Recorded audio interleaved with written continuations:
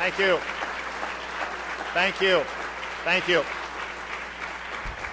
Thank you all very much. Thank you all so much for that incredibly warm welcome. It is an honor, a true honor, to address the National Right to Life Committee, the nation's oldest pro-life organization, and a true beacon of moral clarity.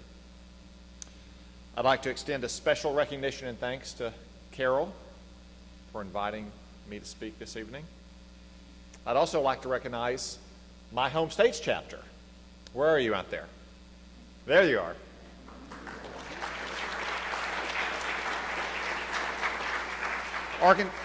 Arkansas Right to Life has helped turn Arkansas into one of the most pro-life states in the Union.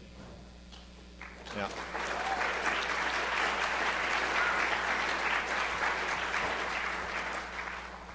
we regret that our legendary leader, Rose Mims, couldn't be here with us tonight, but we know that she's watching at home.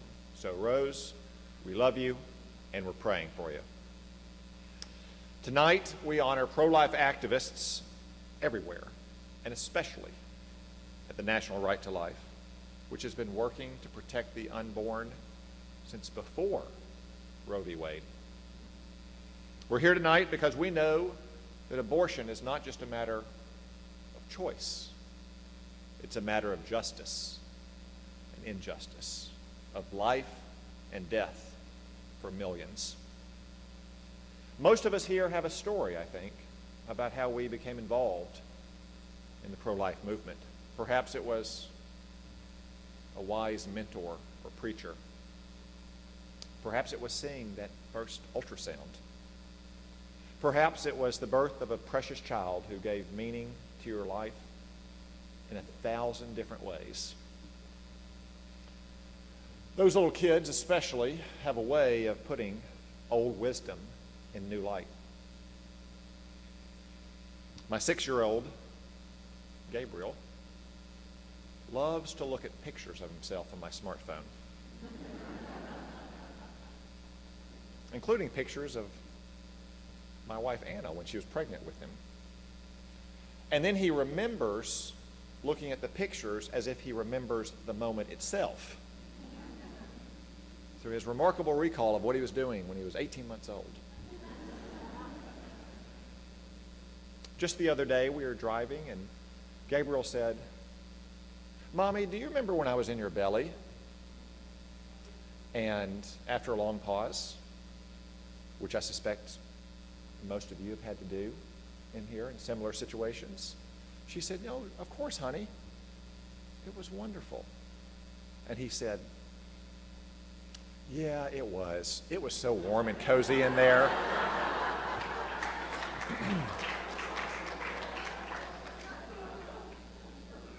And then he asked, "Mommy, how did I get in your belly?" To which I answered, as I bet many of you have in here in similar situations, "Look, a squirrel."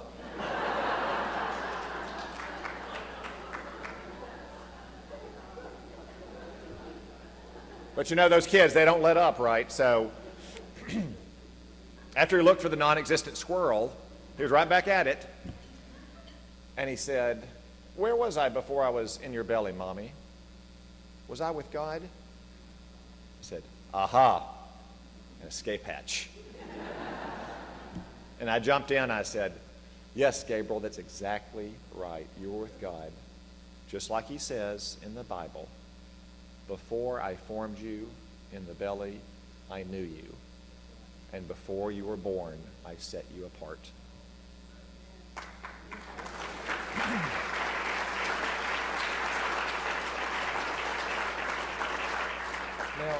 Now, isn't it telling that even a small child knows that he was alive inside his mother's womb? Our other son, Daniel, helped show some old wisdom in his own way. When Anna was late in her pregnancy, she developed a condition that required the doctors to induce her early at 37 weeks. And the birth and the labor went fine, and he seemed fine at first. After we had a chance to hold him for a few minutes, the nurses took him away for their routine checks. But then the doctor came back and said that our son was struggling to breathe, and they'd have to keep him under observation. And then later that night, in the middle of the night, the doctor returned again and said that he had taken a turn for the worse, and they were going to have to intubate him and put him in a pressurized bubble.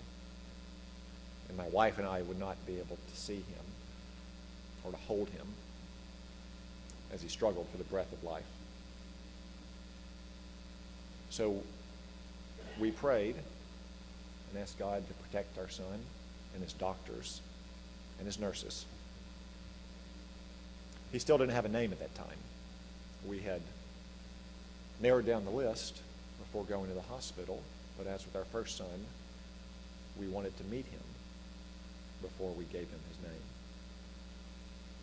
So as we waited and went through the names, one of which was Daniel, I reread the story of Daniel in the lion's den to my wife. And on the spot she said, his name is Daniel. So, as our Daniel went through his own lion's den over the next few days with some ups and downs, he ultimately prevailed. And after a few days, we were able to go into the NICU and to see him and to hold him and to nurse him. And we kept a near constant vigil in that NICU for almost 2 weeks.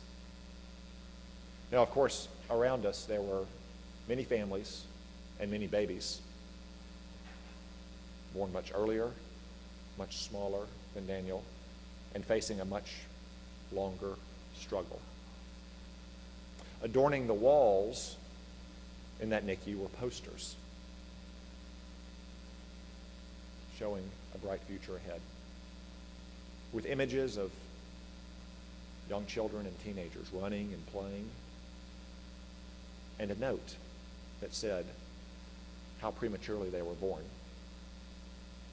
and how small they were when they were born.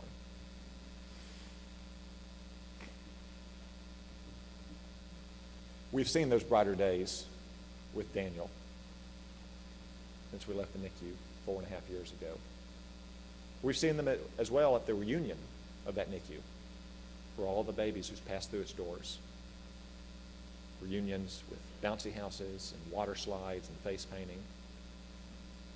If that NICU was silenced in hushed prayers, let's just say the reunions are holy chaos. But all those little kids, and those not so little kids, were at one point vulnerable preemies. Many could not have survived without the grace of God and the miracles of modern science.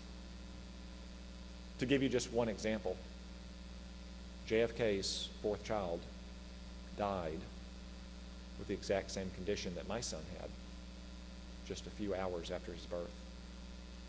In 1963, not even the entire resources of the presidency and the United States government could save that young child's life. But our doctors, guided by God, were able to save Daniel's life and to save so many other lives just like him. Yet so many of those young children would have had no recognition and no protection under our laws until the moment of their premature birth. And I think we all know just how wrong that is.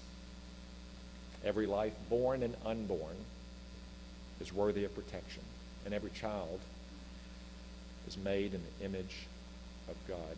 And especially the most vulnerable deserve our fullest love in every effort to protect them.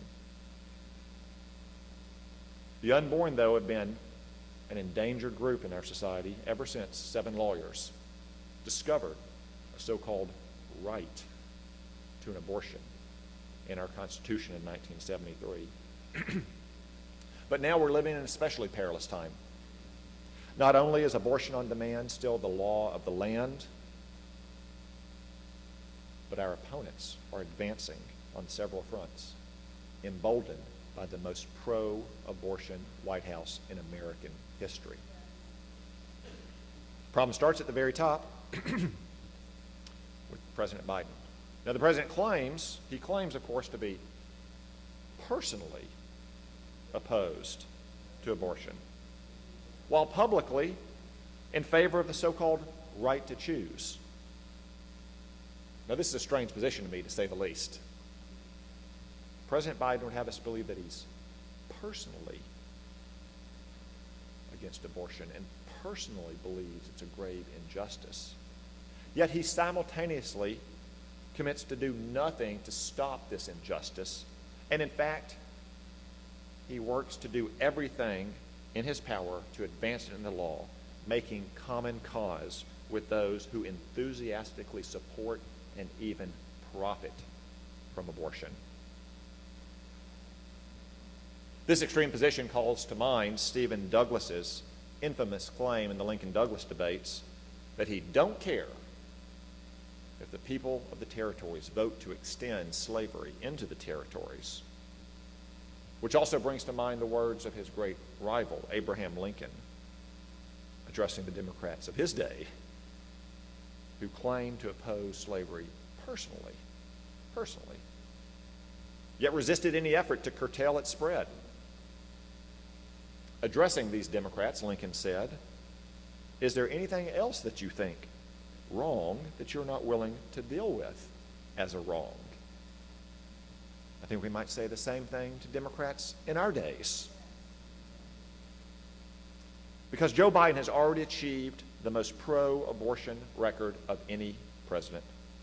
He practically began his campaign for president by renouncing his own decades-long position that your tax dollars should not be used to pay for abortion.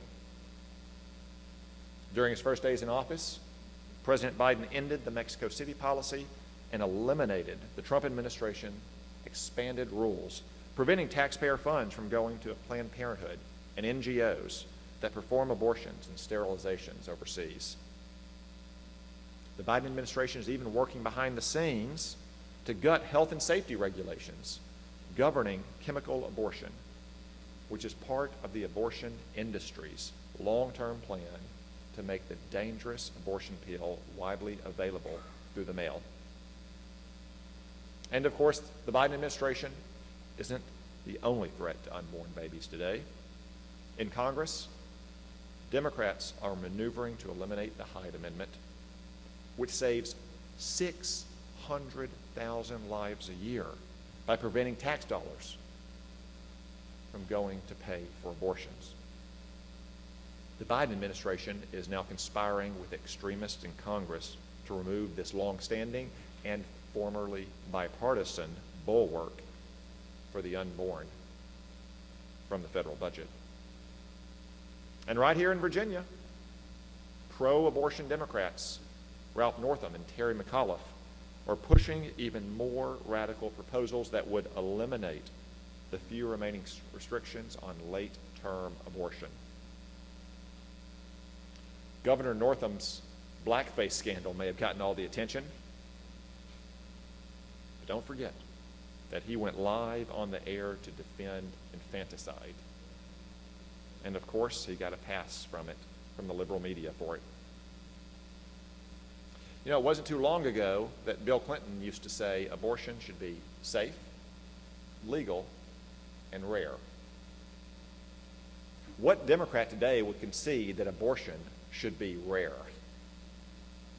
They are sooner prepared to defend infanticide than they are to adopt Bill Clinton's formula.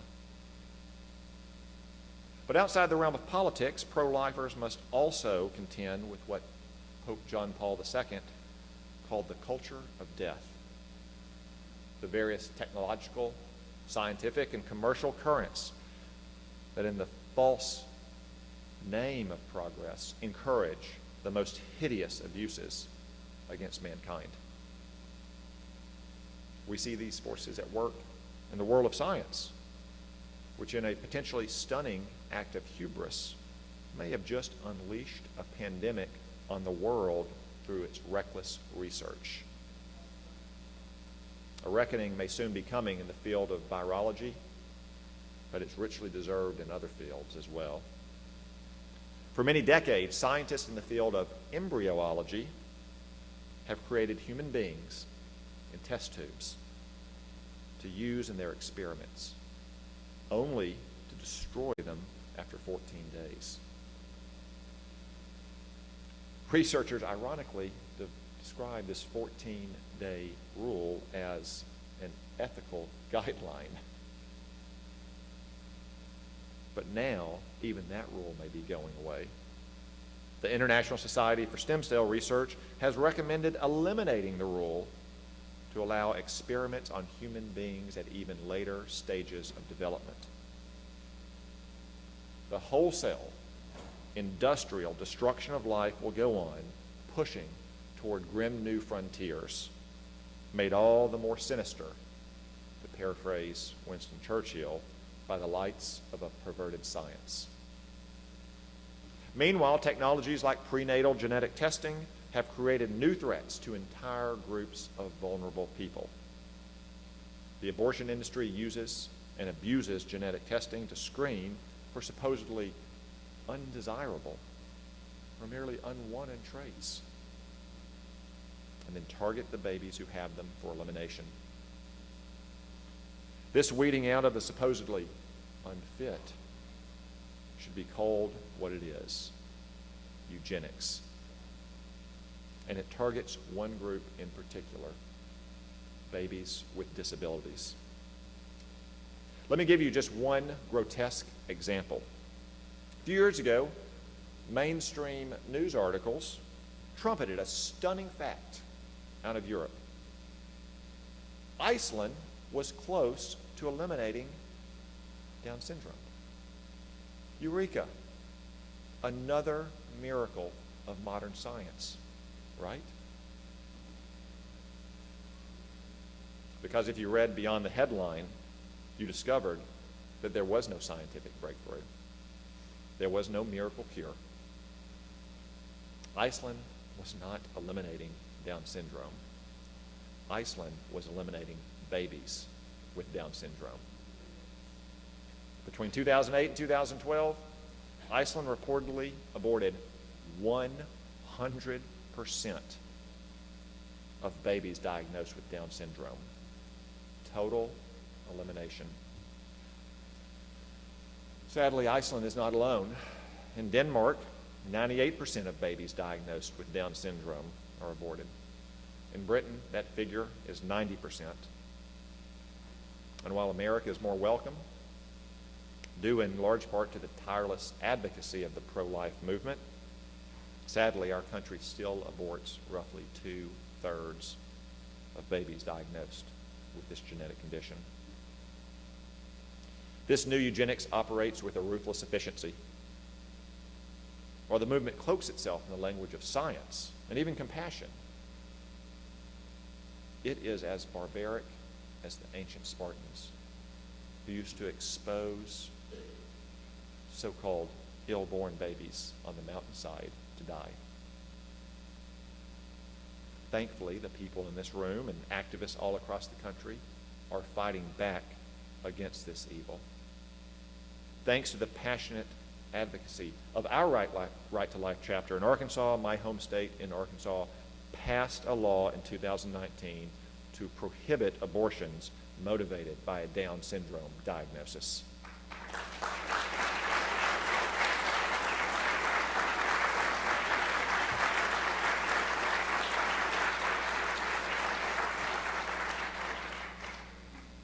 Of course, activist judges blocked that law from going into effect. But I promise you this: Arkansas is ready for a fight, and we're prepared to take them all the way to the Supreme Court if that's what it takes.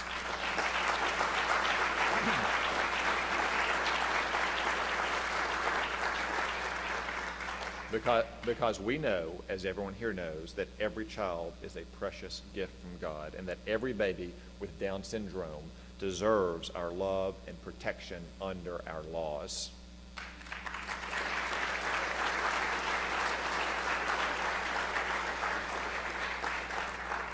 That's why a few weeks ago, with several dozen of my colleagues, I submitted a legal brief to the Supreme Court asking them to take up Arkansas's case and uphold our law to protect babies with disabilities.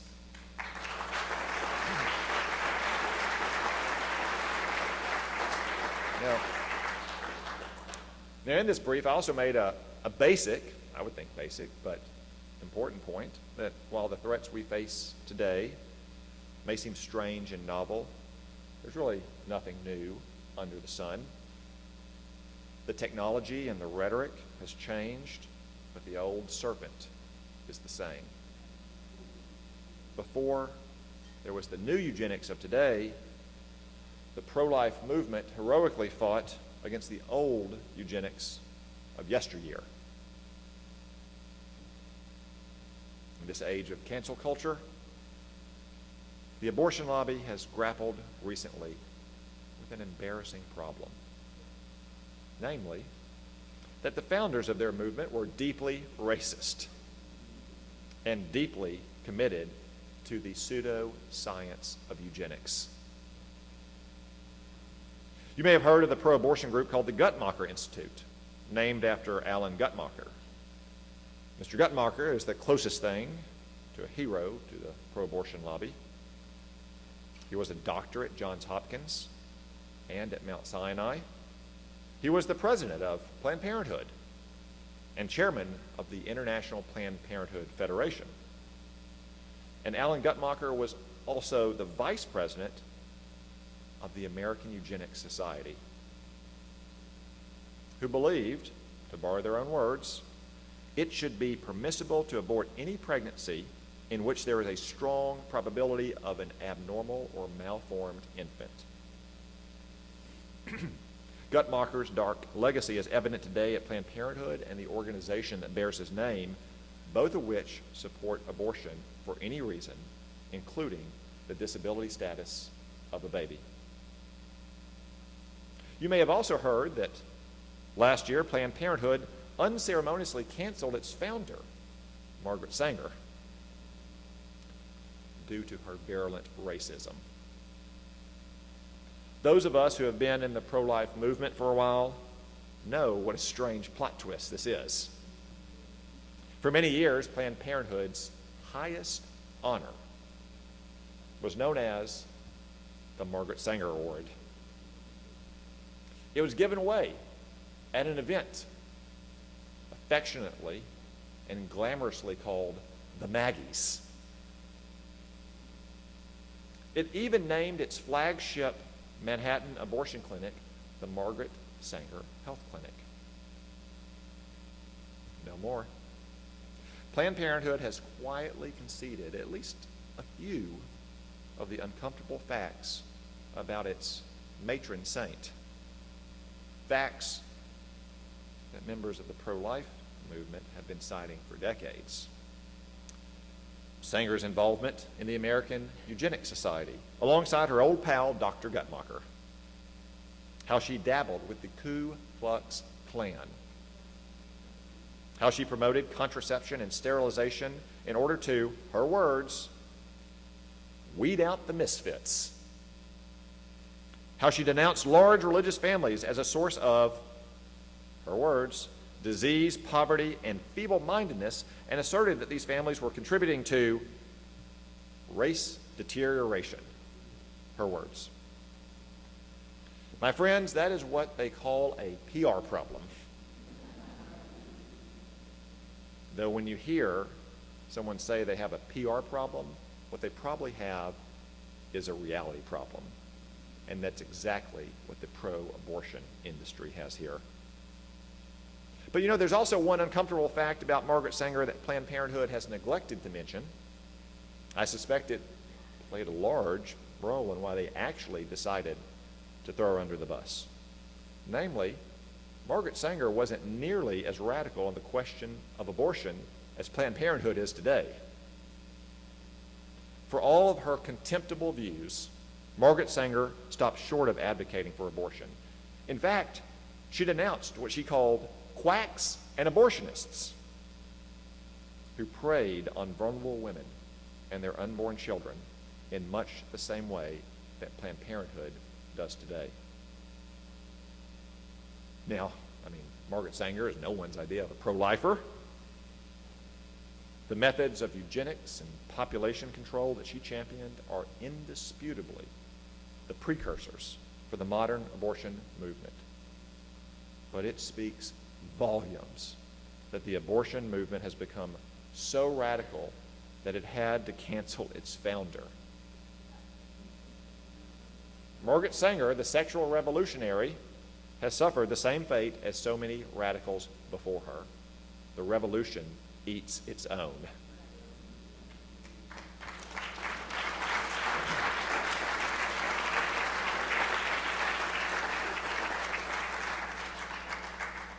Now, the abortion industry can try to run from its past, but it cannot erase it because cruelty and dehumanization are woven into the fabric of their movement.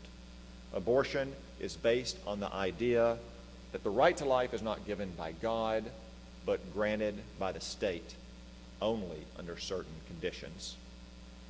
Abortion is based on the idea that some groups of people are more deserving of life than others. Abortion is based on the idea that there are entire classes of innocent human beings who may be exterminated for any reason or for no reason at all. To advocate for abortion, one must believe and advocate the toxic idea that there is such a thing as life unworthy of life.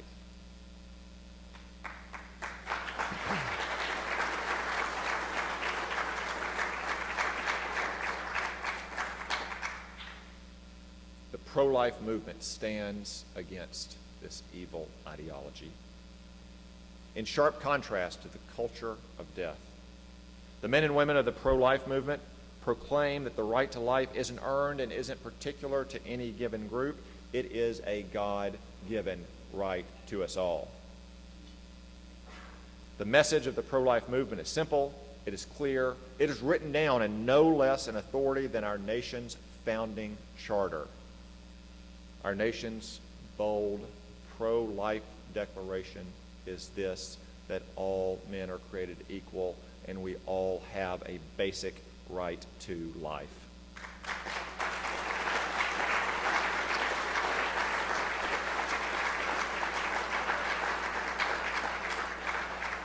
And it is that unassailable truth to which generations of brave reformers have rallied as they battled against the culture of death. This was the message of respected physicians in the 19th century, like Dr. Horatio Storer, the father of modern gynecology and a resolute witness for the humanity and dignity of the unborn. Fetal life ever is and ever has been held sacred by all respectable physicians, Dr. Storer said. This was the very same message proclaimed by opponents of eugenics around the turn of the century, like the great writer G.K. Chesterton, who wrote that eugenics is terrorism by 10th-rate professors who seek out life in order to take it away. This was the same message proclaimed by the pro-life activists of the Roe generation, like Dr. Mildred Fay Jefferson, the first black woman to graduate from Harvard Medical School and the former president of this very organization.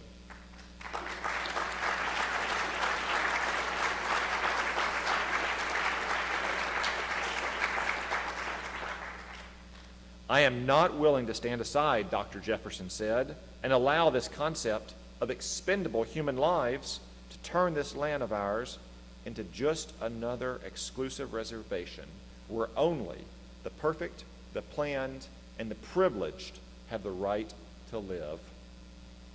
And that brings us to the present generation. God willing, it will be known as the post-Roe generation.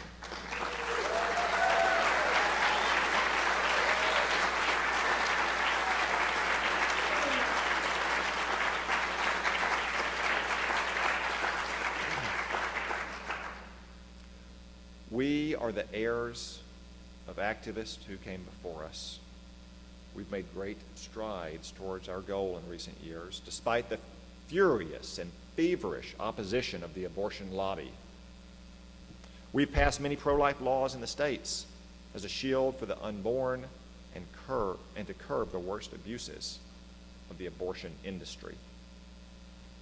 We've raised up hundreds of pro-life crisis pregnancy centers around the country, staffed by men and women who are as filled with love and compassion for the pregnant women who pass through their doors as they are for their unborn children. We've built up a diverse movement of millions who show up every year at the March for Life, or show up every Saturday at the local clinic, or say a prayer every night for an end to abortion. Because they know, as we do, that every life is precious and every life is indeed a gift from God.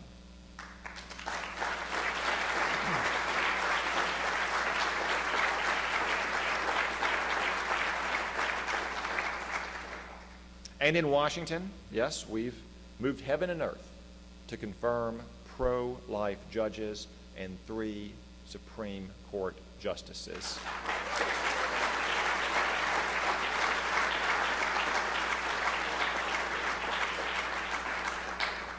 Who we hope may soon, one day, call Roe v. Wade what it was and what it remains, a moral and constitutional travesty.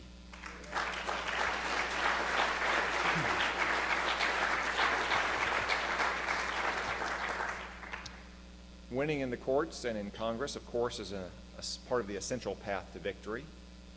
When Roe falls, a great injustice will be rectified, and a great rebuke to our nation's values will be reconciled, and millions of innocent souls will be saved. But even on that day, our work as a movement will not be complete. It, of course, started before Roe v. Wade itself.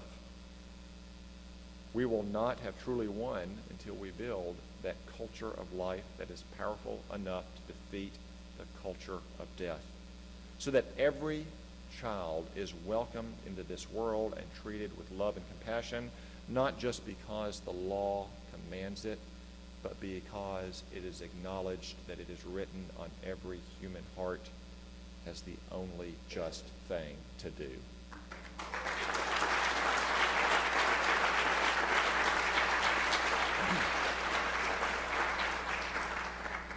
Now that will require a fairly sweeping change in the culture of death.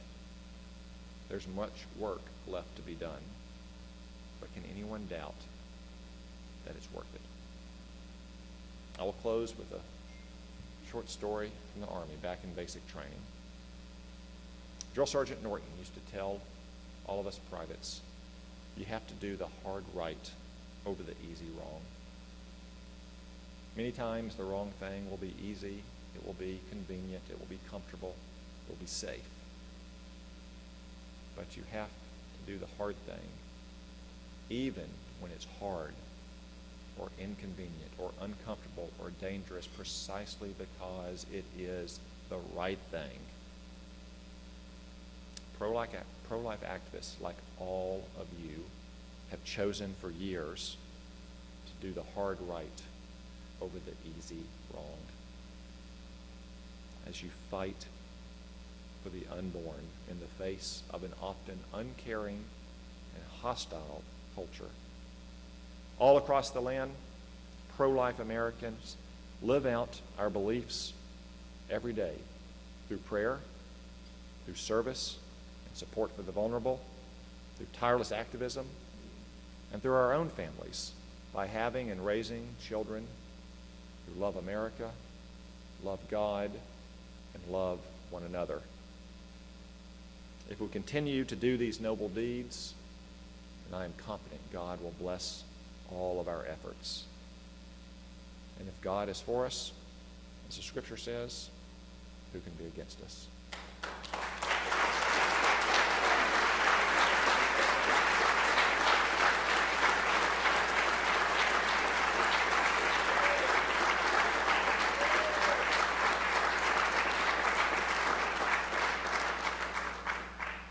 ladies and gentlemen, I leave you tonight with the highest confidence and the greatest hope that God will indeed bless each and every one of you and bless every unborn child and continue to bless the United States of America.